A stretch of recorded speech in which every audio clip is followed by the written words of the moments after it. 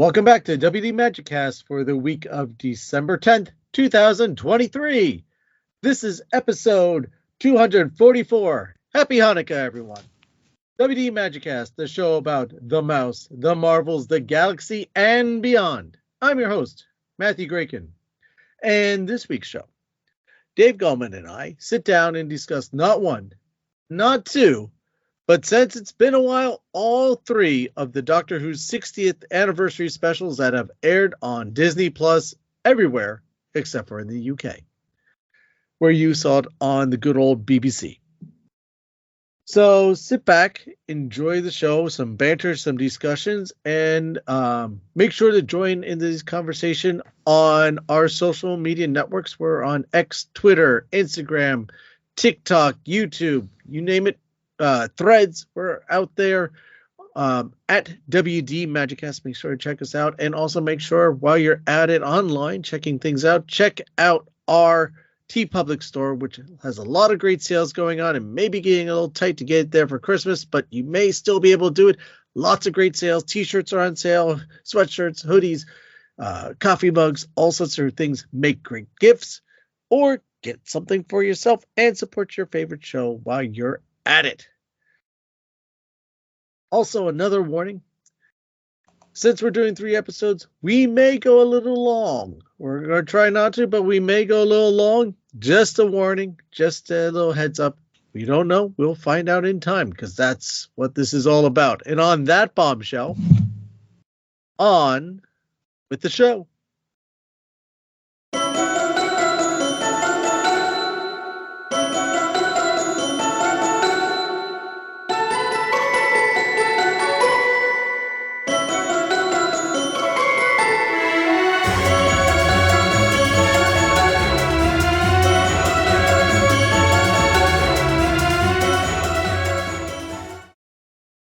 Very few TV shows make it 60 years.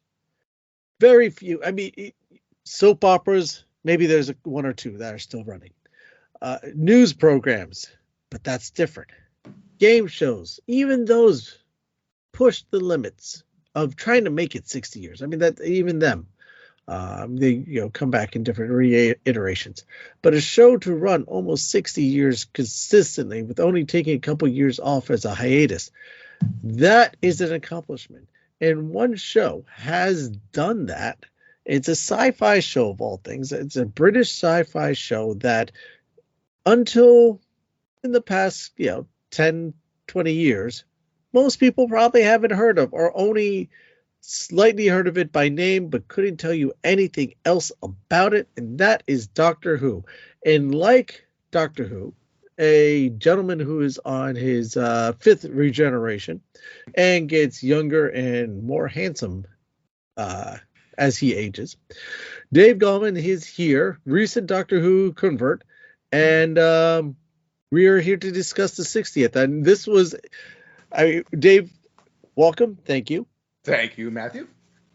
This has been something that we, the two of you and I, have been working on since the beginning of the year. Yes. And since we announced Doctor Who's coming to Disney Plus and that the 60th is coming up, and I said, gave you the challenge, you should check it out.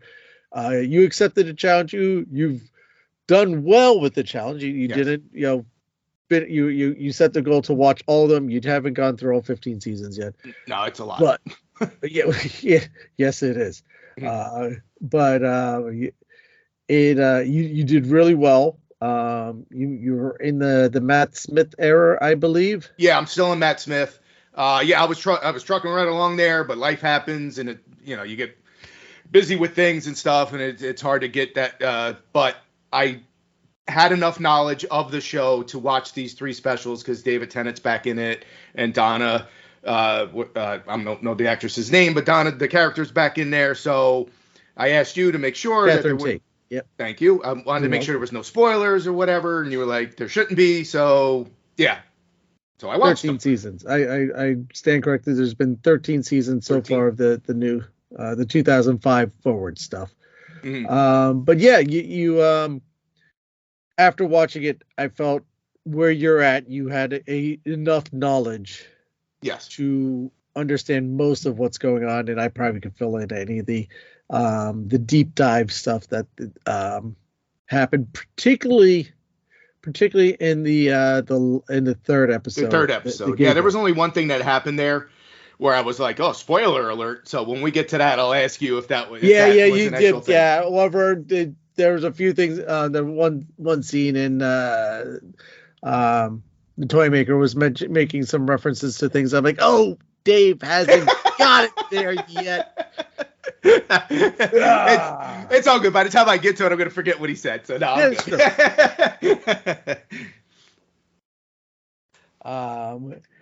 And that's okay. Yeah, that's okay. But all right, so going into it, what are how do you feel you stand with Doctor Who? What do you think of the show in general? The show in general is awesome. But it was weird because I'm watching the stuff that was back in 2005, 2006.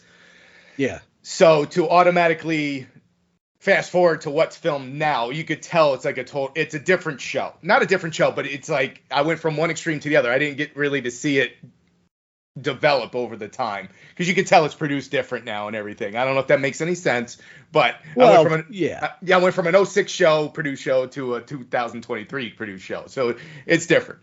Well, what's strange is that the three that we just watched now were produced by Russell T Davies, who is the gentleman who did the first four seasons of Doctor Who. Oh, okay. Of the 2005 stuff. Okay. So he wrote and did a lot of the producing. I can see that because it felt like a 3-part story arc. To me, I don't know about you, but it felt like that. And the third one knocked it out of the park. So, and that's what's happened with some of the seasons. You know, it takes a little while to develop, and then once you get to the last couple episodes, you have to stream, you have to binge them to get through. So I got the same kind of feeling for these three episodes. I won't call them little because they were like an hour each. So you need 3 hours to watch this. Yeah, right. But yeah, it's because you're what? I forget what you're somewhere in the Matt Smith. I forget which episode you're on. But you're somewhere around the 2010, 2011. Yeah. So you season 5, season 6, somewhere in there, I think. So you're more than halfway there. Yeah. No, it still had the Doctor Who feel. It's not like it was like a different experience. No. It was just, got to get just used to it visually. It was just different. Things change, and that's any show. As even look at Star Trek as you progress through the seasons.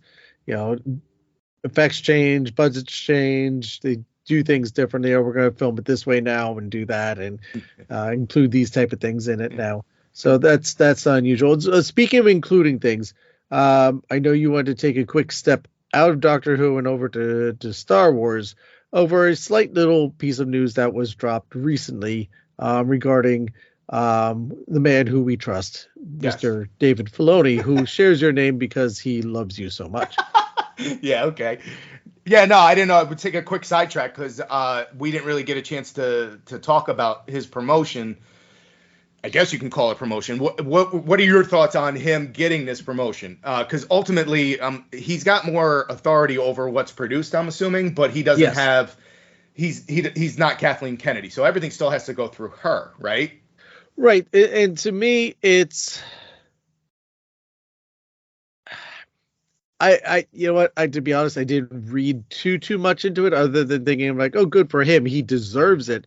But to me also, is it a matter of, well, he was kind of doing the job anyway. Now he's just got the title. They just have the title. So right. That's the thing. It's like if it's status quo, business as usual, they just slapped him with a new title, then fine. You know what I mean? Then I'm okay with that. But if they're adding extra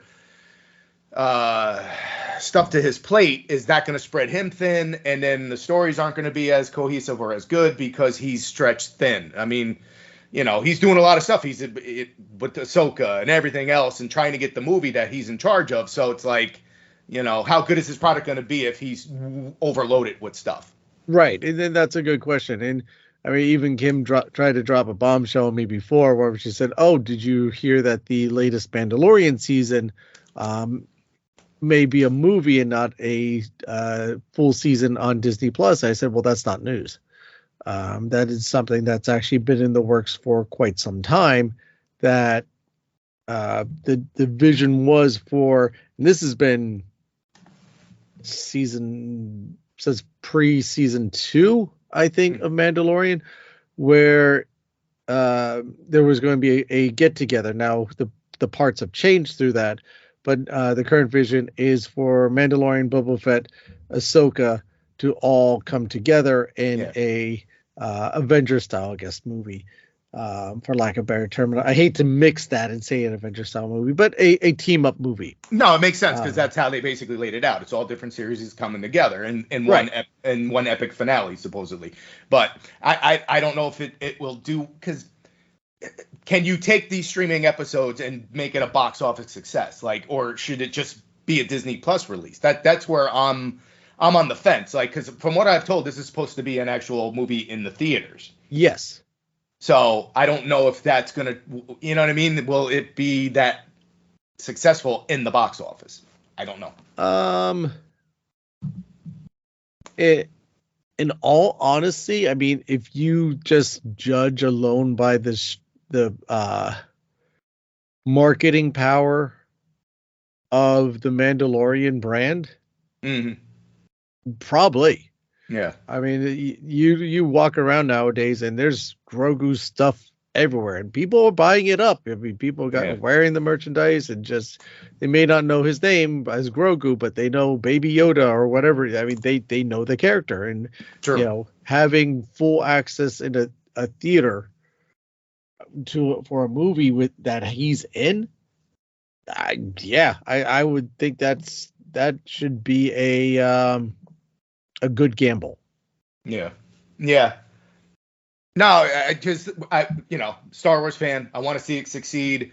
I have my trepidations of their first movie coming out being a sequel, basically a follow up to the Rise of Skywalker. You know what I mean? Yeah. It's going to be a Daisy Ridley movie based. So I'm a little worried about that one because the sequel trilogies weren't really well received, and I don't know how successful that movie's going to be. But whatever. It's all about Dave Filoni. We trust him. Hopefully I want him to succeed. I just don't want him to be overburdened, because most of the stuff he does is awesome, Yeah. So I mean, we haven't gotten into an Ahsoka review, but my feelings, I got a mixed bag on Ahsoka. But if put her with everybody, I think I'll like her better. So I don't know if that makes sense, but that's what I'm saying. No, it makes perfect sense. To me, it makes perfect sense. And I think I understand where you're getting from. And since we haven't done the review yet on it, I don't want to say too much. Right. But I would look forward to seeing more. Yeah. I'm going to put it that way. Mm-hmm. But yeah, so, good luck to Mr. Filoni. The promotion is well earned. Yes. And I am excited to see what he is going to gift to us. Mm-hmm. Absolutely. And on that, let's go back to time and space. So yeah, we were given 3 episodes. Mm-hmm. All right, I'm trying to think about the best way to do this. There, it's going to be hard to avoid spoilers. But maybe let's do it this way, and I think this will probably be the best way for the audience and for ourselves. We will quickly talk about we'll talk about each episode in a brief individually and give our rankings for those episodes, and then we could go more into detail after that. So the first episode being the Star Beast. And that one dropped Thanksgiving weekend here, but so that was the first one to come out. David Tennant shows back up as the Doctor. I think that that's fair enough details right now. Not meets up back up with Donna, and they found a cuddly little gremlin type creature, and the episode pursues from there. What were your general, without getting too much into details? What were your thoughts on this one? It was it was a get comfortable again with Doctor Who and the Doctor and Donna. That's how I felt about this one, is because you haven't seen them I know you haven't seen them in a while together, so it's like, yeah, get to know them again, and introduce the wacky little creature and all that. But no, it was this one I enjoyed.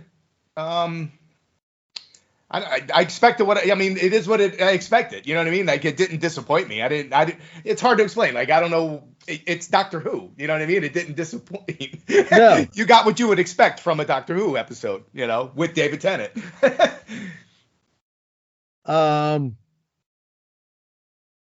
Yeah, it's. I saw it in the way that they started it off as, okay, this is since we're on a new platform and potentially getting a lot of new audience, or we're reaching out for new audience, or bringing people back, people that may have been gone for a while, kind of, here's the state of things, reintroductory. This is kind of the show and how things run. It was a, kind of like like I said, reintroductory type of episode. Yeah. And I didn't even think of it that way. That's a smart move. If they did that, if that was the thought process to introduce it to Disney Plus to get the new fans, what better way than to bring two of the most popular people? You know what I mean? Well, and that's it. Here's a tried and true combination that we have. Mm-hmm. We know these two work. We have story that we can build off of here that will make people people who like what they see now and want to go, oh, I want to see more of them, will go back and see the old stuff, which I'm still thinking there's an announcement there somewhere. I called one of them. I wasn't sure if I did that in the podcast or if that was in some sort of other conversation that we were in. But I made a prediction and it did come true. Mm-hmm. But it will get, my other prediction is that the rest of the 2005 stuff is going to end up on Disney Plus soon enough. Mm-hmm. We shall see. And I'm going to say by in the next couple of weeks, we may find this out. Mm-hmm. But in the meantime, you go back and check out the old stuff. You got plenty of backstory and stuff that you can go enjoy about them and learn more about the show and really get into it. But they, the way they have David Tennant kind of narrate the introduction of this, which was not something that's typically done on a given episode, but they do it in such a way that, let's give you the quick Reader's Digest version of what has happened, what to expect, and welcome to this world. And a safe enough episode that kind of, it didn't talk down to the audience, particularly if you are a fan that's been around for a while, because they mentioned a lot of things and did a lot of things that is been done before or is typical for David Tennant's Doctor. And they did kind of run right into it, but they did it in such a way that, at least for me, that if you haven't seen it before, didn't seem like it would be completely mind-blowing and take you out of it because you didn't understand what's happening. Mm-hmm. True. Yeah. So, and as sorry to cross-reference again, but that was some of the complaints with Ahsoka, where some people got lost trying to watch that because it was so deep in the lore of the Clone Wars and all that stuff like that they couldn't follow what was going on. Doctor Who did not do that. You know what I'm saying? Like, you could, if you were new to the show, you could watch it and not be left with any questions of who this is. If anything, you might be like, wow, this was cool. I'm going to go back and watch his right. seasons. And I think they set it up that way really good, because if you didn't know who Rose was, you're just, okay, Rose. Okay. It just means, something, obviously it means something to him. Right. But they didn't waste time to try and get into that. But they didn't make it to the point that you had to know who Rose was. Yes, exactly. Other than it's something important to that Doctor. So all those little nuances and everything, I thought they did well. The visual effects were cool. The twist in the story might have been a little predictable, but I still enjoyed it either way. Mm-hmm. So out of 10, how would you give it? Because I'm trying to see what my last one for the third one, because I don't want to overrate this one. Yeah. I'll give this one 8. An 8. Okay. Yeah. Yeah. I gave it a 7. Yeah. Yeah. Um, Because the next one's probably gonna be a lower score for me. So. so yeah, it's yeah, it was enjoyable, I thought, and yeah, it was good. It was good. All right, second one, Wild Blue Yonder, which is a very strange name for what ends up being the episode. Mm-hmm. So Donna and the Doctor go off onto the spaceship, and it's really the two of them the entire episode. Yeah, that was it. Yeah. Which was very interesting. Interesting premise. It took once it unfolded, everything made sense, but it took a little bit to get there. I didn't. One of the things that bothered me with this episode, and this is me kind of nitpicking on the production and was some of the special effects that were being used. I thought like the spaceship special effects that they did were beautiful, but for the alien creature special effects, seemed like they cut back on the budget. Oh, okay. I could see that though. I could see it. Not that it took anything out, but it just kind of made it a little more silly. And maybe that was the intent, because otherwise, you don't want to make it overly scary, right? Especially with the episode that was coming up. But again, to me, it was just any other Doctor Who episode. Like, to me, there wasn't anything that like really stood out that was key importance. Right. It was just here's an episode. Yeah. Until we get to the end. Right. Yeah, I'm with you. I think I told you, this felt like an episode that was created back when COVID was in, because it was just them two for the whole hour. Yeah. And it was like, okay, what are we doing? And like you said, because it's an 55-minute episode, hour episode, and it really they didn't put 2 and 2 together until with like 10, 15 minutes left. But once you got that reveal, you're like, okay, now the episode makes sense. So I'm wondering if I did a rewatch, would I enjoy it a little bit better? I don't know. But I didn't totally hate it. It was just like, come on, what's going on? Right. And you know what? There was some nice moments to it too. And I think, we'll get into this, but there were some nice moments to it. Yeah. So out of 10, where would you get this one? This one, I'll knock it down to a 7. And I'm kind of following suit. I'll give it a 6. And then finally we have The Giggle. The Giggle. Which to me, this is the official 60th anniversary episode. Because everything just kind of culminates on this one.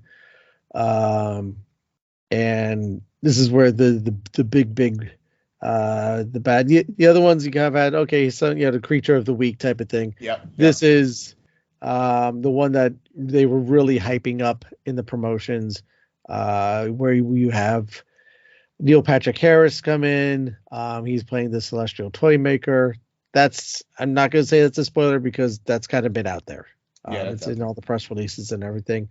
And you have a lot happening in this. And this one is intense, and I was riveted pretty much the entire time, just glued to it. Like I didn't want it to end, because I was enjoying the battle of wits and battle of minds between the Toymaker and the Doctor so much. And this one, like, I would dare say that, like, Neil Patrick Harris's character carried the whole entire episode. You know what I'm saying? Like, I would completely agree with that. Like he stole the he stole the episode, man. It was and he claims he had never really heard of Doctor Who or knew anything about Doctor Who until he was casted. Wow. Well, hey, good job. Good job. Yes. So, not to waste more time, how would you rate this one? 9.5. 9.5. I'm giving it like I'd give it an 8.5. Wow. Oh, you're the aficionado of the Doctor Who stuff, so I'm a little bit more lenient with my scoring. That's because there's some episodes that you haven't seen yet. Yeah. Right. Exactly. Particularly, you haven't seen the 50th anniversary episode. Mm-hmm. So if you watch the 50th anniversary episode, and then you think back to the 60th, yeah, trust me, you. I'll amend my scores then. Yeah, to me, the 50th is a 10. Okay.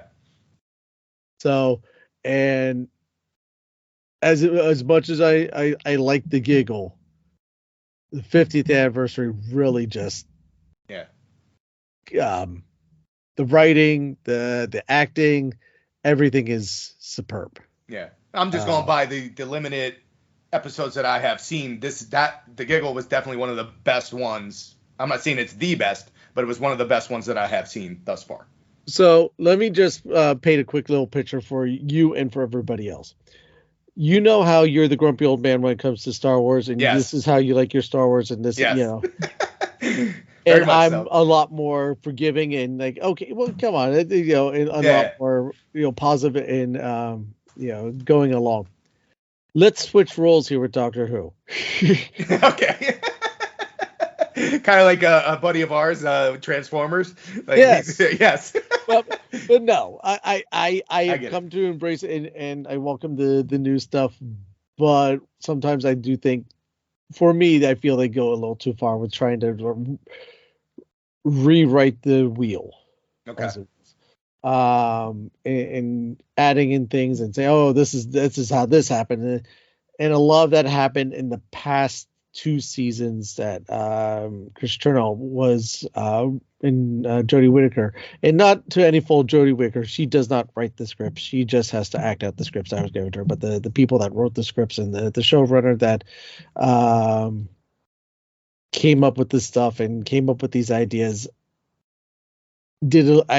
I personally think did a fair amount of damage, and you know it's going to take some time to recover from that and you know write themselves out of it. But with Russell T Davies, I think we are in a better place. Right. I can't say I was a huge fan of everything he did when he was showrunner, but I liked it a lot more than what we just had. So I, you know, I'm looking forward to it, and I enjoyed his stuff. And he came up with Torchwood, which you know, it's a spinoff I really enjoyed.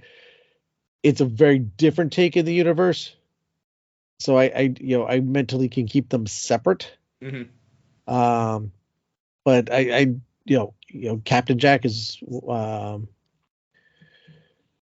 generally from his, you know, his creation is actually the guy after him. But anyway, I digress. There's a lot of things that if you know that kind of way for me on this, but still it's, you know, an 8.5 is still a very solid score. I really enjoyed it. To me, towards the end, it felt like they had to write themselves out of what they got into. But again, we'll get into that. But yeah, no, I'm really glad you enjoyed them. Yeah, absolutely. Yeah.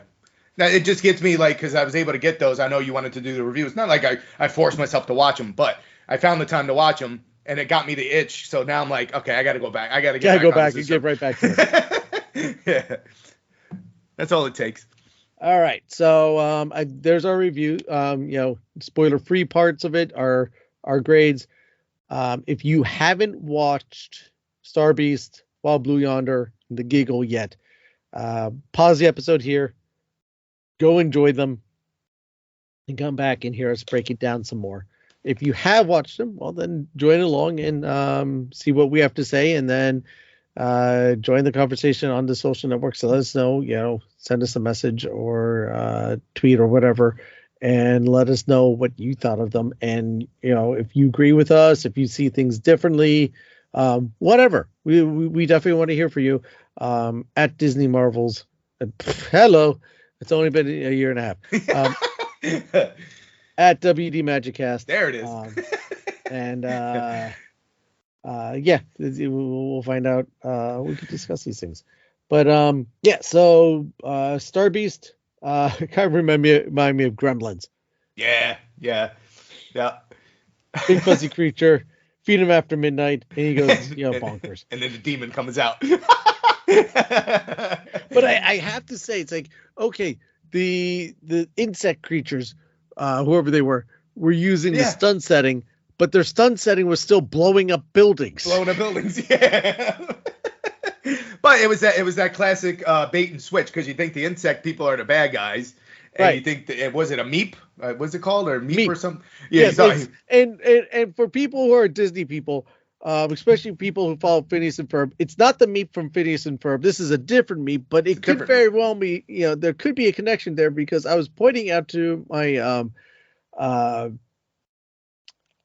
film teacher that you have the meep from Phineas and Ferb, who very much resembles the meep from here, and you just put the mustache on him, it's going to be exactly the same.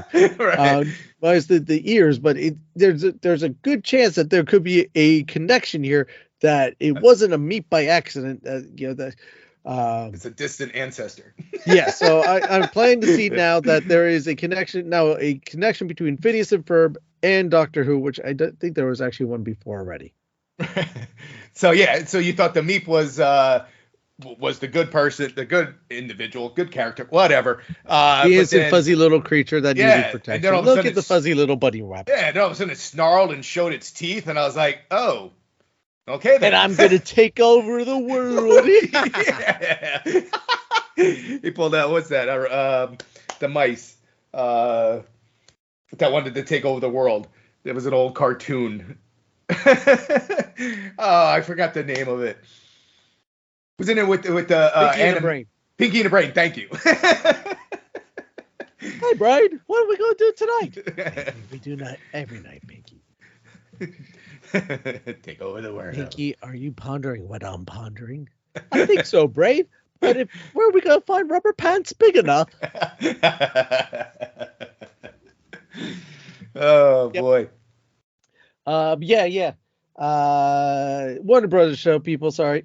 But yes. And the TARDIS got an upgrade, right? Did they show the TARDIS in this one? Yes, I believe. Yes. At one point, I think it was a little bit towards the end. It was it was towards the end that they finally went back into the TARDIS. You got to see the new desktop theme. I have to send you that one. You're well past that. But yes, the new console room happens often. Beautiful and sleek console room too. It again gives you the sense of the size of the TARDIS, which in these 60s, 70s, 80s, 90s, we weren't able to do so much. Now, with the thanks of either larger budget set and CGI, that they're able to do this stuff. To me, it also felt a lot like Matt Smith's second TARDIS console room. Okay. With the console being on a platform, and there's the stairs underneath, and then the pathways up to different doors. So to me, it kind of had a very similar feeling to that. But I think it looks beautiful. It's very sleek, very bright. Where before it started to get a little like dark and dreary, and this is kind of giving it a little more cheeriness, with also still feeling very much like a spaceship. How do you think they handled? Because that was in this episode. Yeah, spit it out. How do you think they handled the Donna thing with her memory? A little bit of a cop out. That's what I thought. That's what I thought. I was like, oh, that's the easy way out, man. Yeah, but without making it like too techno about or really having to spend too much time of the episode in weighing down the episode with just trying to solve that problem. Right. Because that would be the only thing, because they really didn't go into detail on it. But that would be, if you were a newcomer to it and you saw that, you would probably be like, what's that all about? You know what I mean? Well, because David Tennant did mention it about, well, my friend, I had to block her memory, or if she ever remembers me, she will die. So they set that up ahead of time to drop you right into it, to the solution of, oh, well, because she has a daughter and it got split that way. Yeah. Like, all right, whatever. You know what? Sure. Yeah. Like I said, you don't want to spend too much time on it, because you'll immediately lose the people that were new to this stuff. Mm-hmm. The people who've been around are going to be, okay, when we get on with this, and it's like, okay, so here's a quick write out of it. Yeah, like, all right, I've seen them do worse. Okay. Yeah. I thought, I was like, to me, I felt, okay, that was the easy way out, but whatever. Now we can move on. Well, but that's what it was. It was, okay, this is a quick way out of it, and this is how we move on from here. Let's hit the ground running. Let's not worry too much about that. But I did like the careful setup of Donna not seeing him. Mm. And missing everything going on. Mom, there's a giant spaceship crashing to Earth. Sure there is, honey. Yeah. Whatever. There's no such thing as spaceships. Yeah. I love Catherine Tate. I do feel like she was a little softer in these episodes than she was originally. I mean, but she's older, more mature. She's a mother now and whatnot.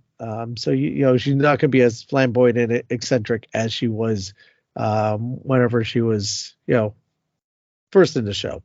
Mm-hmm. But it still just has that energy and that just that wit. Mm-hmm. And then we meet the Meep, and it's just like, okay, you're going for the heartstring, get the Mm-hmm. Here's the sympathetic little alien creature that's gonna eat your brains. Yeah. But it was you kind of had the sense that there was going to be more, excuse me, that there is more going on than what we're seeing on the surface here. Mm-hmm. And it didn't exactly pan out as I thought it was. I thought all this was going to connect back to the toy maker, which it didn't for some strange reason. But it was still a nice, fun episode. Again, kind of the monster of the week type of deal. Yeah, I agree. And then what happened? Donna spills her coffee on the TARDIS, and then we go into episode. Of course, right after she says, "Oh, the last job I had, I got fired for it because I spilled coffee on the computer." Brand new TARDIS. What she does, spills coffee on it, and you have flames shooting everywhere. Oh man! Which leads us right into Wild Blue Yonder, mm-hmm. Where they crash into another spaceship on the edge of space. Right. There's no crew on it. Is a ship that goes on forever. The Doctor and Donna are trying to figure out what's happening, and then they run into the aliens of the week, and who take on the form of their prey, for a lack of a better term. Mm-hmm. And I like how they introduce themselves. So you have Donna working in the one room and the Doctor working in a different room, and then all of a sudden the other one is in the room where they weren't before. Right. And they start having these conversations, and they're actually, like, if you listen to them, very kind of deep and conversations that kind of really pull you into the characters on the emotional end. Right. Kind of the emotional and tragic end. And Again, if you're new to Doctor Who, you learned a lot from those couple minutes. Yeah. Yeah. Which again is, I think, what they did. And if you're not, you get the nostalgic end. Yeah. And it would be like, you have this deep moment with them, and then my arms are too long. Yeah. You're like, what? Where'd that come from? Yeah, and the arms. I can never get the arms right.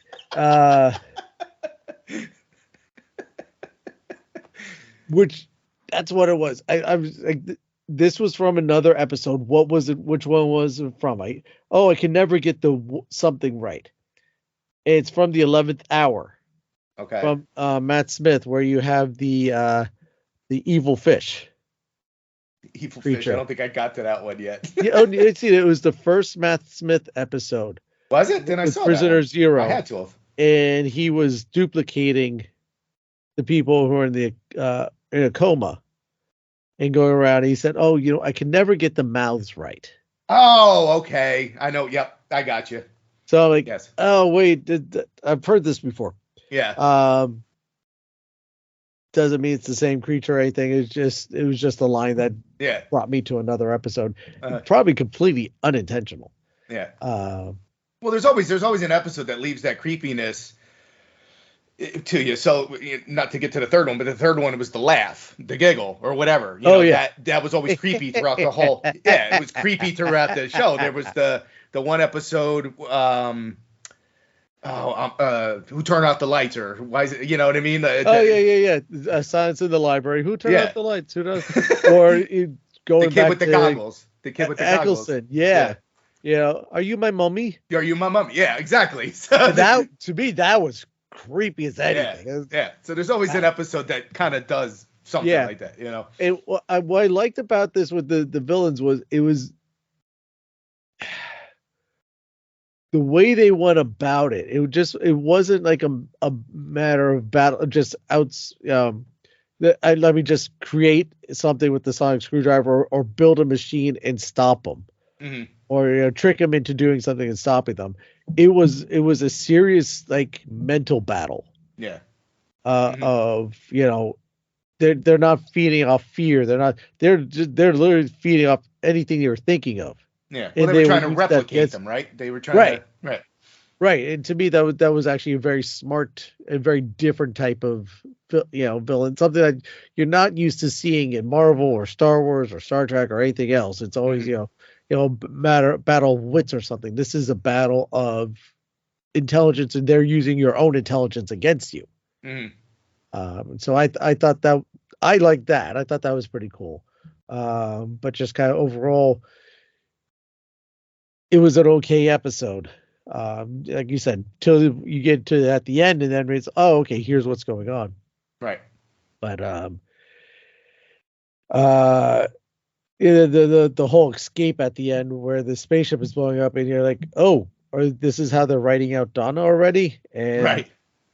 I had a feeling like he got the wrong one. Yeah, well, so did I, but for some reason I think he knew he got the wrong one too.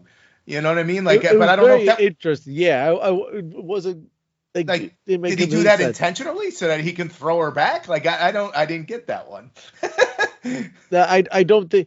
I think you're supposed to believe he did not do that on purpose. That he did grab the wrong one by accident. Right, but when he was, it was the console reading that said he had the wrong one. Oh, is that right? Because I was gonna say, when he was at the console, you could see him doing that side eye thing, waiting for her, I got the wrong one kind of deal. Right, because if you looked at the screen, it was showing that the proportions of her body were wrong. Oh, see, that was quick. I missed that. I didn't see that. Well, again, the smartness of Doctor Who is that sometimes there are little things that you don't intentionally, you don't always see. Yeah. But they're there. They do put those details in. So that's why he said, you were off by 1/8 of an inch or something like that, or right. Yeah. Your wrists were wrong. Because if you go back, first season of Matt Smith, which I know you've seen or are on, mm-hmm. And when they were dealing with the crack. Oh, yeah. And he would be constantly looking on the monitor, mm-hmm. in the crack, and the crack would be showing up, and Right. that crack is in every episode. Sometimes they focus in on it, other times they didn't, but that crack does show up everywhere. Same thing in the first season. In the first season, in every episode, the word bad wolf shows up somewhere. Yeah, I remember that. Mm-hmm. So, and again, sometimes it's a focal point, sometimes it isn't. But so they will put those details in there that they don't necessarily always try to hit you over the head with. Mm-hmm. And that, again, that's something that I like about that. It's not like, oh, here's this giant hint. Yeah. If you see the hint, great. If you don't, that's where it is.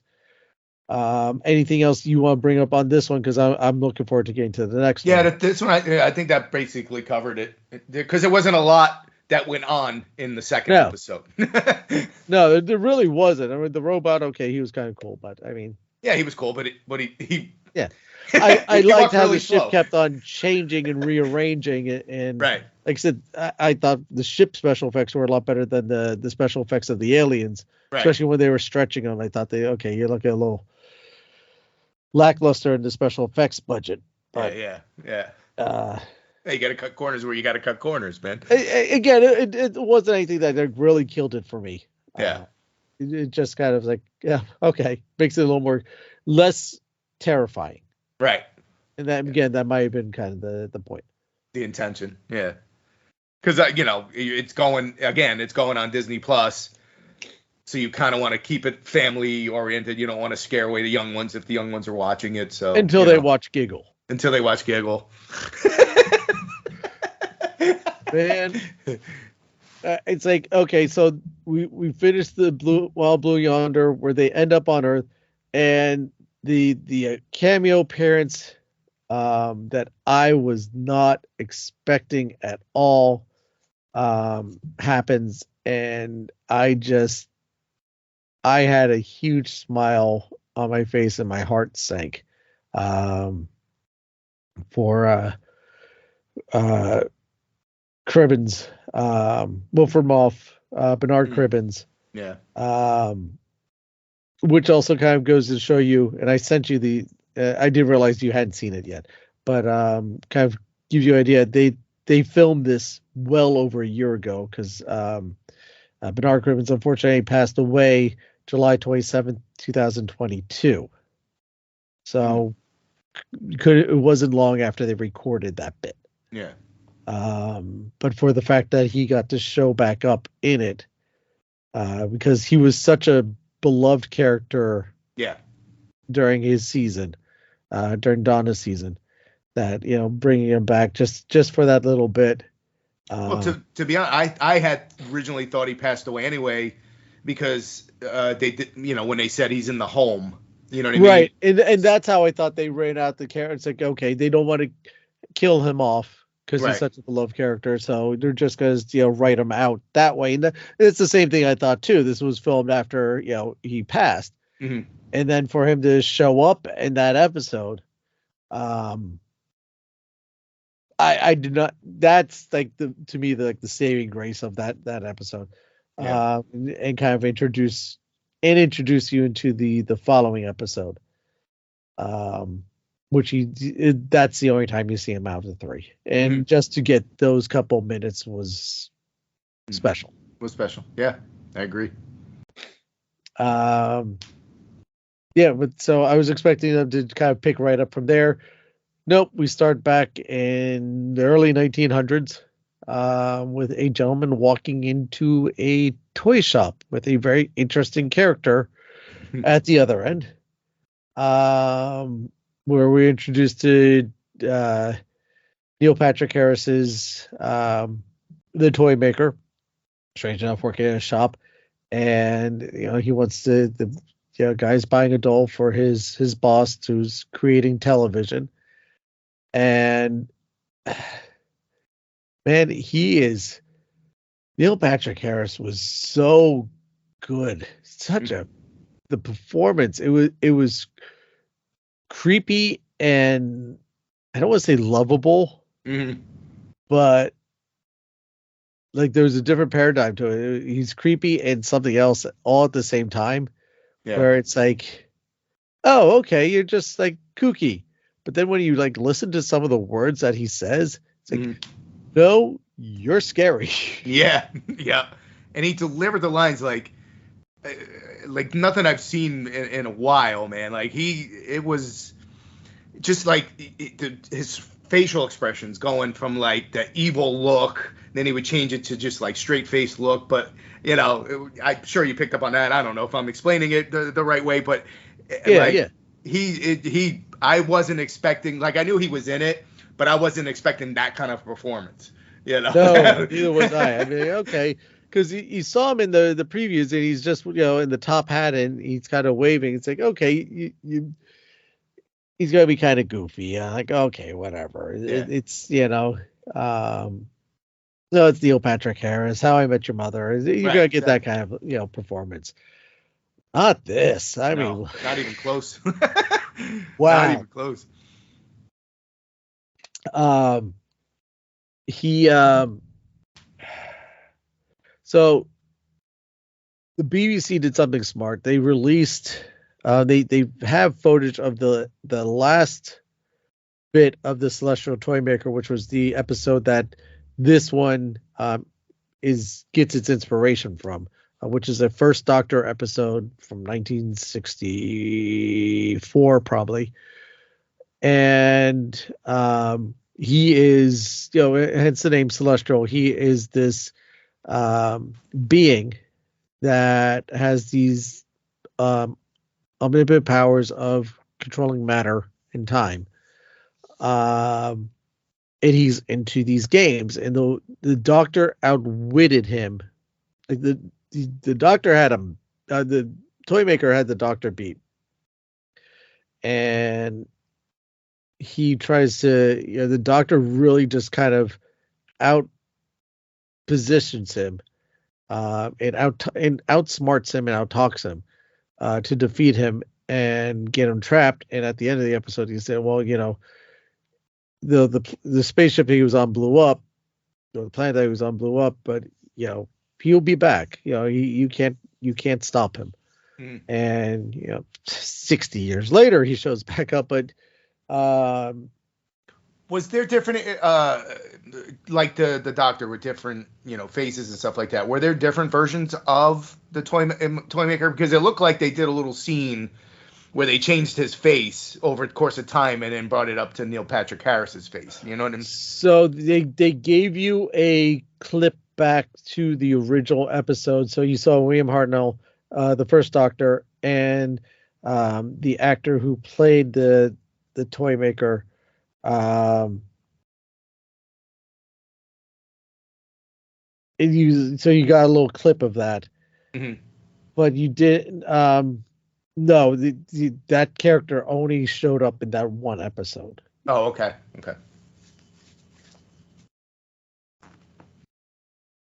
So yeah, that's same character, different face. I'm assuming. Right? Different actor, obviously, because Neil Patrick right. Harris was not alive and right back in then. Yeah. I'm trying to. Because I saw something interesting. I'm trying to find it here. The Social Toymaker.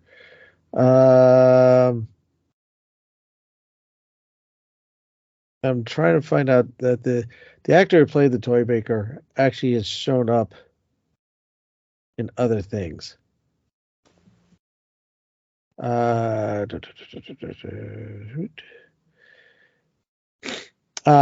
anyway, I digress. Yeah, it's a character that, like I said, was from a long time ago. That they now finally brought back, and they've done that a couple times. I'm still waiting for the meddling monk to show back up. He's not a Time Lord. He's some other entity. But it's like, people could talk about Thanos. I think this guy's even more terrifying because Thanos has a plan, and has a logic behind it. This guy is just off his kilter. That is true. Um, and just kind of the way that they set everything up, and just everything kind of fell into place neatly. Um, it's when the doctor goes back in time, and the doctor meets him and doesn't recognize who it is. Mm-hmm. Oh, here we go. From 1966 is when the Celestial Toymaker came out. And oh yes, here it is. Michael Gough, Gough, Okay. was the actor who played the Toymaker. And everyone's gonna go, why are you bringing this up? Because he is a beloved British actor, who's done a lot of things, and he's been in one or two little movies, a lot of British stuff. Obviously, he was in George C. Scott's A Christmas Carol.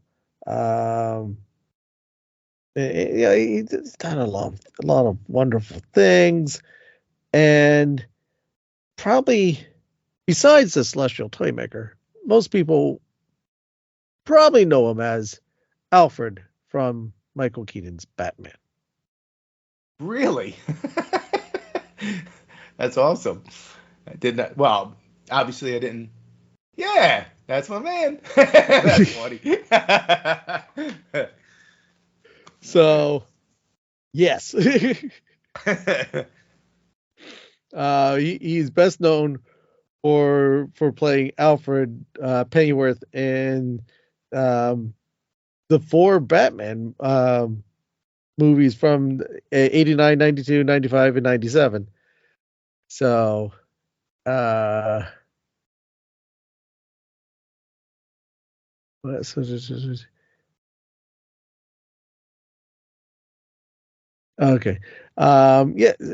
He's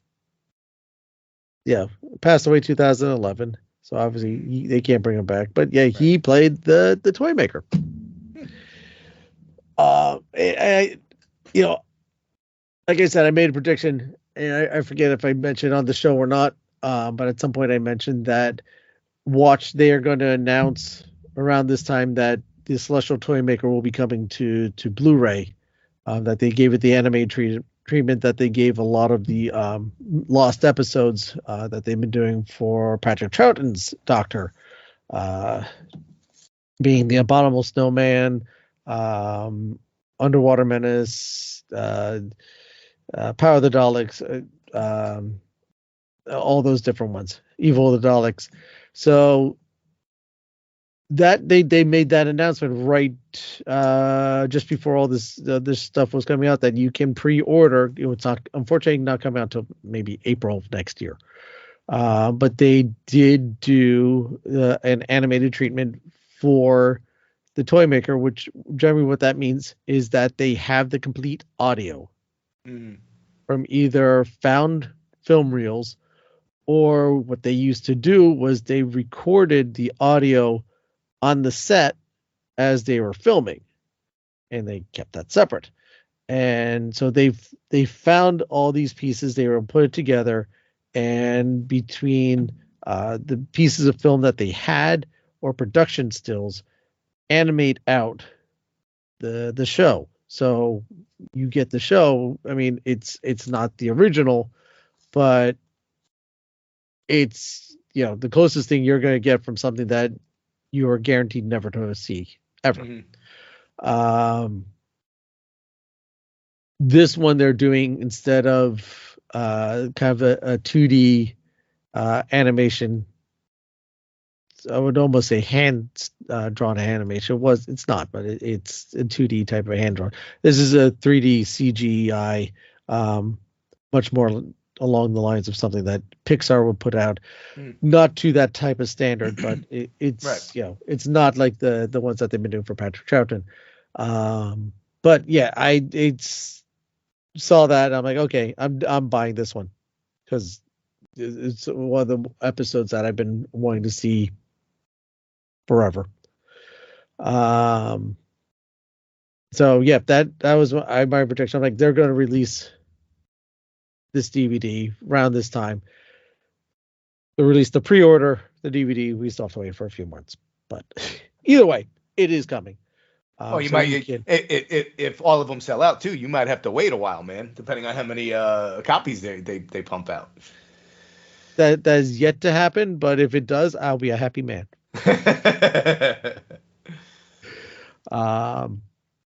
But anyway, what are your takes on the giggle? The only, like, if you're a non-Who person going into it, when he Who was is cutting Mel? what's that? The cutting the strings. When he was cutting the strands and talking about all the companions and stuff like that, which I thought was kind of cool in a way, though, because he's like, she died, and the doctor would come up with like an excuse of like, no, but he came back, or their essence. She died because of old age. Right. Well, that's all right then. That was brilliant because it's the toy maker messing. Yeah. It's like, I know what you've done. I've Yeah. seen what you've done. And you keep on saying you're this good person, but look what's happened. Mm-hmm. I thought that was brilliant. Oh, when they introduced Mel, how was that for you? Because I take that differently than you're going to take it. Was she from is she from the segments that I'm watching, or was she from the originals? She's from what's considered the classic series. The classics. Yes. So I was fine with that. I kind of just rolled with it because just looking at her, I could tell she was an older lady. So I kind of figured she was from back then. And I just went with whatever dialogue that they had, explaining who she was. You know what I'm saying? So obviously I haven't seen that. So I would assume it hit a little bit better for you. Like, it would have been nice to see her like a cameo. Yeah. For you. But like for me, it was like, okay, he was with her at one point. Now he's not, it didn't, there wasn't like an emotional attachment for me, in other words. Yeah. Mel Bush is the character. She was, yes. Sixth Doctor going into Seventh Doctor. Mm-hmm. Looks a lot younger there. Yeah, she was. And then, shows up in this one. She was fun. Yeah. She was fun for her time. I did like the scene where they had the game where we challenged him to play the game, and they had the cards, and Donna was like, no, he's gonna cheat, but he like stopped her real quick. The doctor is like, no, he has to play. He's bound by the rules. He has to accept the rules, and so it was like a cool little back and forth about. How they explained it, you know what I mean? Yeah. Good, well enough where you can, figure it out or whatever, so, but he still ended up losing, and he was like, he talked his way out of it, which a doctor usually can do. He's like, best, what you won the first match. Out of 3. I won the second match. You know what that means? Best out of 3. Which seems like such a childish thing. Right. But in the context of everything, yeah. It was brilliant. Yeah. And it had worked, and I didn't feel like, okay, this is cheap or everything. And just even the part where they're walking through that maze, Mm-hmm. they chase them to the toy shop, they go through the door, and then they're in his realm. Yeah. And the doctor finds the guy who bought the doll, and now he's part of the doll, and that was creeping in, like, really cool. And then Donna ends up in another room, and there was the other dolls, and they start going after. That was she was funny there though, because like she does what she does with the one against the wall, and then she looks at the other ones and like, who's next or something like that, and they just walk start back backing away. Yeah.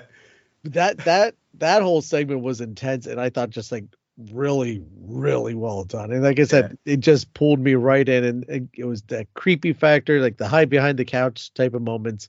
Yeah. If there was one like cheesy or campy kind of moment, it was when Neil Patrick Harris was coming in, doing his little whatever song and dance, and everybody kept trying to shoot him, and it was nothing but like confetti or something coming out of the guns and everything, But I still enjoyed that scene, but I could see how, At first, I thought, oh, this is kind of stupid, but the more I watched it, the more I got into it. I'm thinking, this is great. Yeah. This is actually... Because again, it just shows how much control he has over everything. He's just like, you can't stop me. Yeah. And I am going to have fun destroying you. Mm-hmm.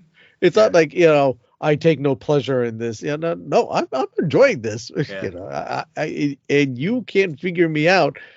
And the doctor gives him this whole, after that, the whole song and dance part, the doctor gives him this whole speech about, let's, work together. Look, all the good that you can do and this and that. And the toy makers, you can see he's thinking for a second. The toy maker and the doctor. No. And then blasts him. How about the scene where they all run out? He's in the cannon. The toy maker's in the cannon.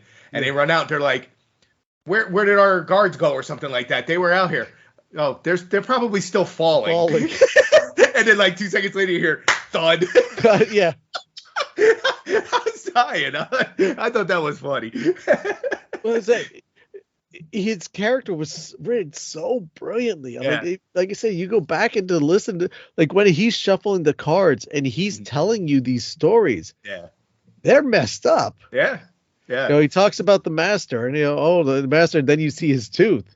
Mm-hmm. The master is now his tooth, which comes back at the end.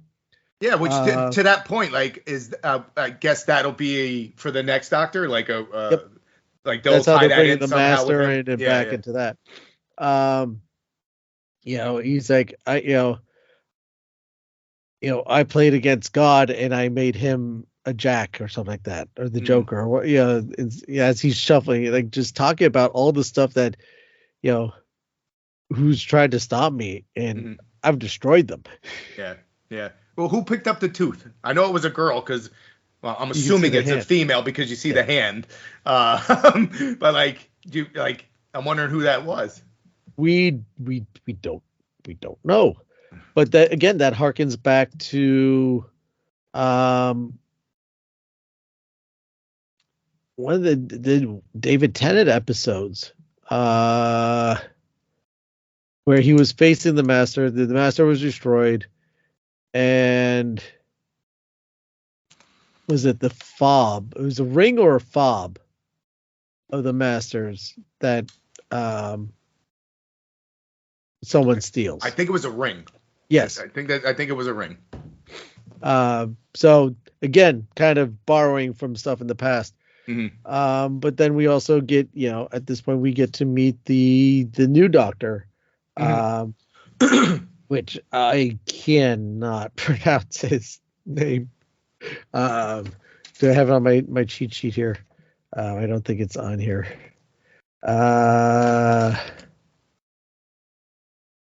No, I just have Catherine Tate. Yeah.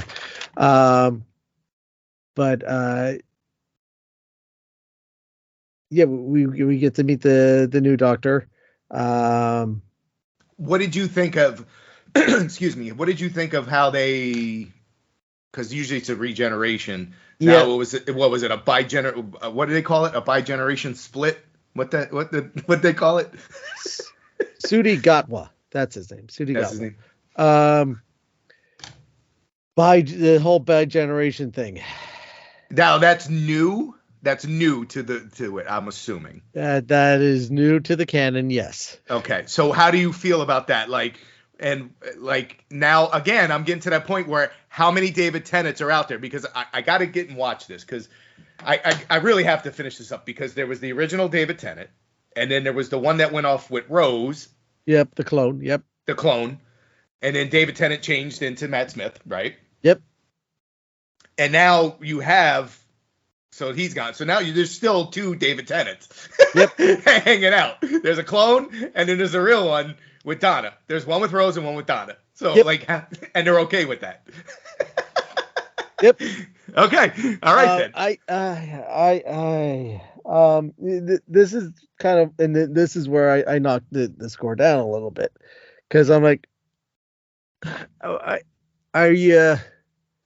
are you trying to make it so the Doctor has a happy ending for once at the end of a regeneration? Right. Is it also another way of doing it that, okay, here is a definitive split between, okay, kind of, here's the old and here's the new, very symbolic. Right. I can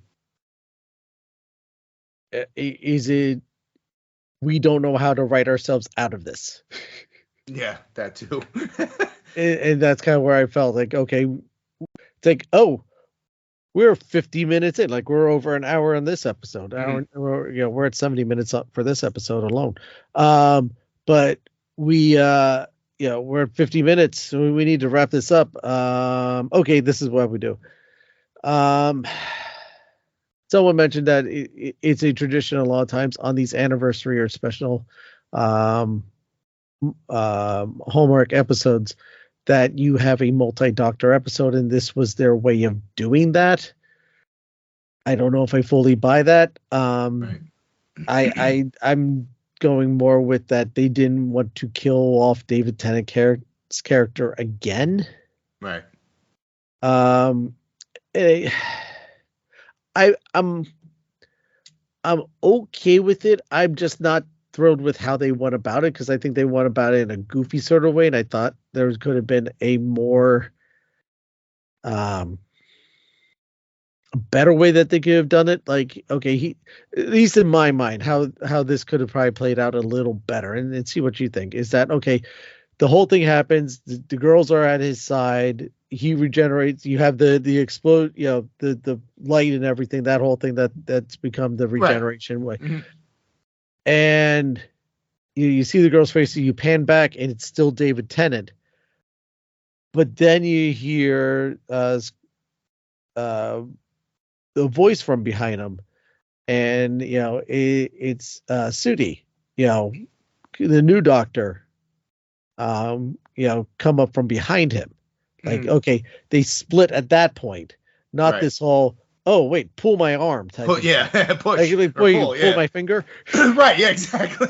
So to me, that was a little ridiculous in my mind. Does it kill the whole episode for me? No, it's just like, okay, you're getting a little silly here.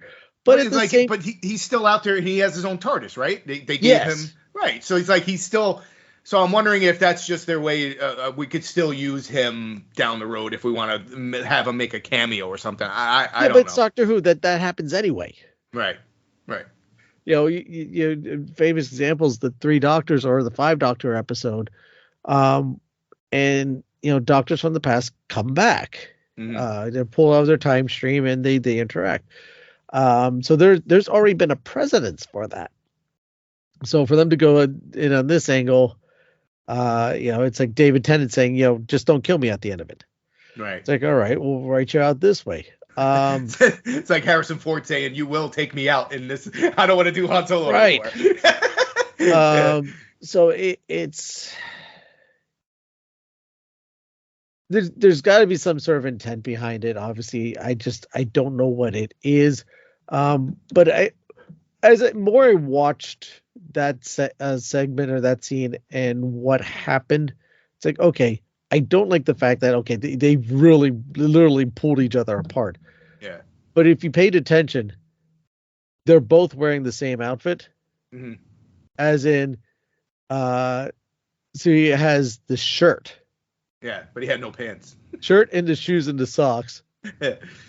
Where Tennant has the vest and the pants, right. No shoes or socks, and no shirt. So they literally split his outfit in half. It's like, you know what? Okay, I like what you're doing there. Yeah. It's like, okay. So with the brief 5-10 minutes you got of the new Doctor, did you catch any vibes on him? What's your first impression of what you've seen in limited screen time. I think he's going to be fun. He's got a lot of energy to him, and the one moment that kind of sold me on him was when they're in the console room and Tennant and the two of them are talking, and the new one is referencing,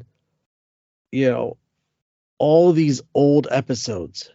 It's like, we fought the Ice Warriors and the gods of Ragnarok and this and that and that and this and this and that and that and this and this.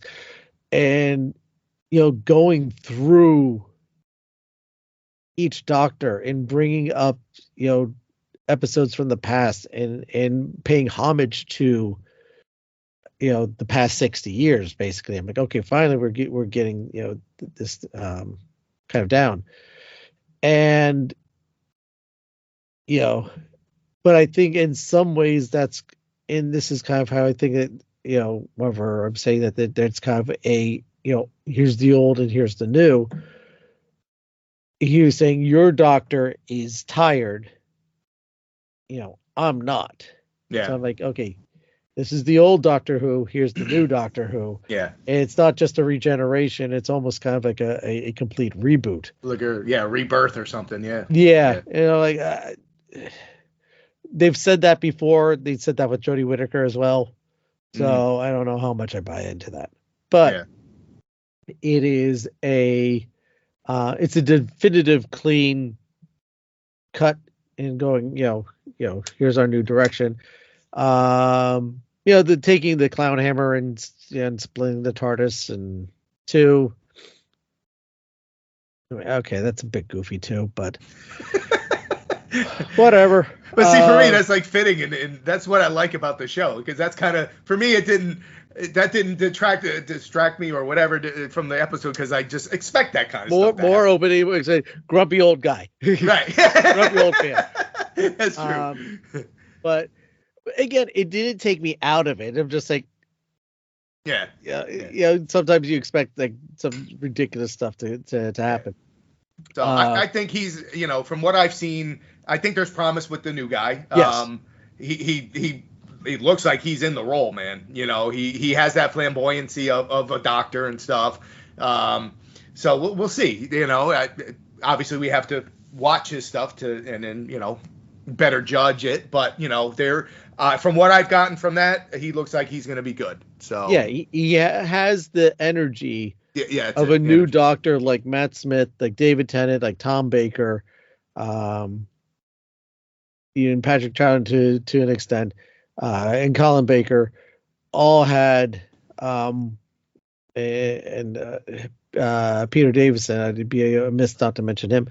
They all brought this energy whenever they came onto this, into the role, and things balanced out as they went, but kind of this energy to pull you into them.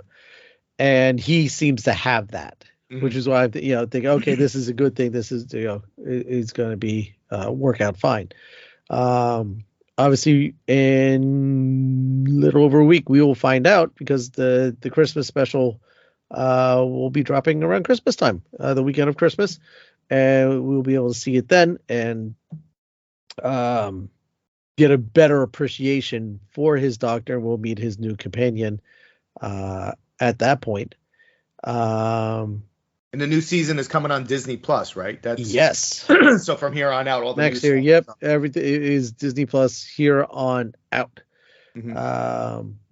So we'll meet Ruby in the next episode, and I'm looking forward to see where they're going. I with cautious optimism, moving forward. It's not going to stop me from watching it unless if it gets really bad, but I made it through the past two seasons. Right. So I feel good about where we're heading.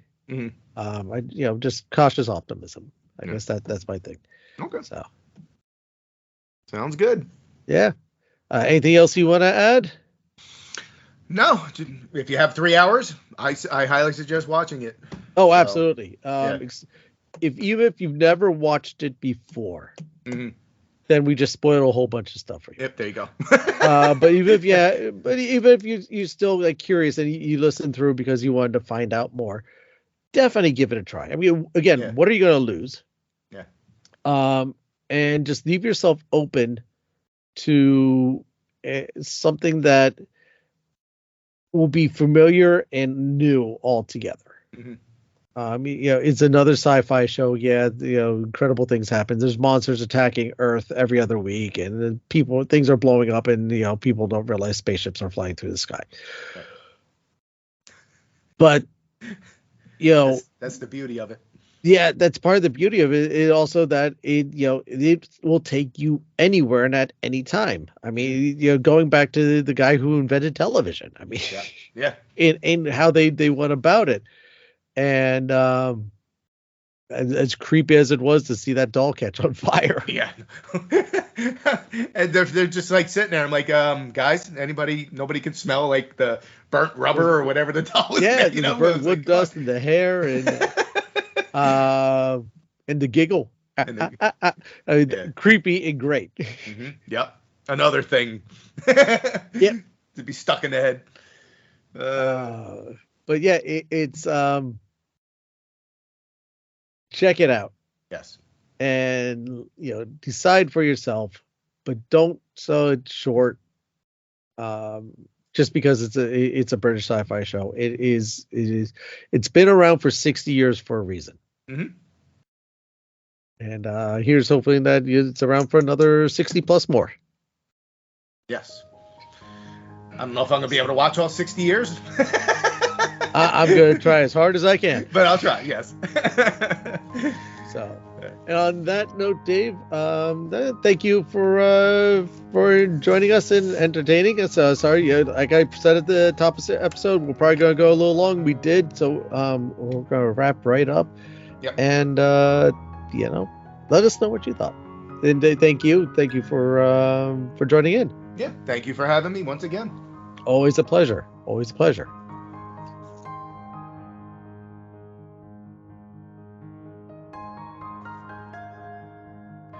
Again, joining the conversation on our social networks.